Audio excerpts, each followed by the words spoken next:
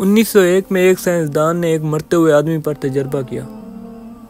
اس کی زندگی اور اس کے موت کے بعد کے وزن میں یعنی اس کے جسم کے وزن میں صرف 21 گرام کا فرق تھا، تو لہٰذا وہ اس نتیجے پر پہنچا کہ روح کا وزن 21 گرام ہے۔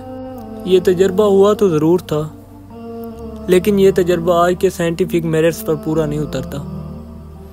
آج کے دور میں اسے ایک جہالت کے طور پر جانا جاتا ہے۔ لیکن سوچنے کی بات یہ ہے کہ پھر روح ہے کیا؟ گریکس یعنی کہ یونانی اسے سائیکی کہتے تھے، جس کا مطلب ہے کہ سانس یا پھونک، جبکہ لیٹن زبان میں اس کو اینیما کہا جاتا ہے۔ اسی طرح اینیما سے ہی لفظ اینیمیشن نکلا ہے۔ آج کے دور میں سارا کا سارا کام اینیمیشن سے ہی ہو رہا ہے۔ کمپیوٹر کے ذریعے ایک کریکٹر بنایا جاتا ہے، پھر اس میں روح یا سانس پھونک دی جاتی ہے، مطلب کہ اسے اینیمیٹ کیا جاتا ہے، مطلب کہ اس کو حرکت دی جاتی ہے۔ ابن سینا کہتے ہیں کہ اپنے ہونے کا احساس ہی روح ہے۔ روح کا وجود ابن سینا سے بھی بہت پرانا ہے۔ 3000 سال پہلے ارسطو نے بھی روح پر غور کیا تھا کہ روح کیا ہے۔ اس کے مطابق روح وہ مادہ ہے جو یہ ڈیسائیڈ کرتی ہے کہ زندگی کس طرح بسر کرنی ہے۔ ارسطو کے مطابق ہر زندہ چیز میں روح ہوتی ہے۔ پودوں اور درختوں میں بھی روح ہوتی ہے، لیکن ان کی روح صرف افزائش نسل کے بارے میں ہی سوچتی ہے۔ جانوروں میں بھی روح پائی جاتی ہے، لیکن ان کی روح صرف نقل و حرکت کے بارے میں ہی سوچتی ہے۔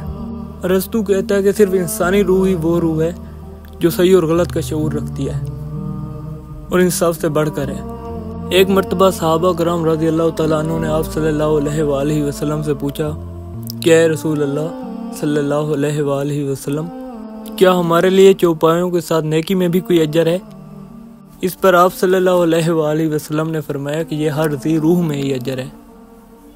اس کا مطلب یہ ہے کہ جانوروں میں بھی روح پائی جاتی ہے۔ پھر ایک دوسری حدیث ہے جس میں نبی کریم صلی اللہ علیہ وآلہ وسلم نے مرغیوں کے بارے میں فرمایا ہے کہ ہر وہ جاندار جس میں روح ہو اس کو تکلیف کا نشانہ مت بناؤ۔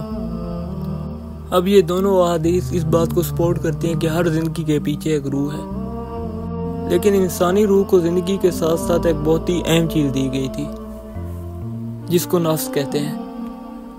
نفس ہی وہ چیز ہے جو ہم سے تقاضے کرتا ہے۔ ایک مرتبہ ایک شخص بہت ڈرا ہوا آپ صلی اللہ علیہ وآلہ وسلم کے پاس آیا اور کہا، یا رسول اللہ، میرے نفس میں کچھ ایسی باتیں آ جاتی ہیں کہ جن کے بارے میں سوچنے سے بہتر ہے میں آسمان سے گر پڑوں۔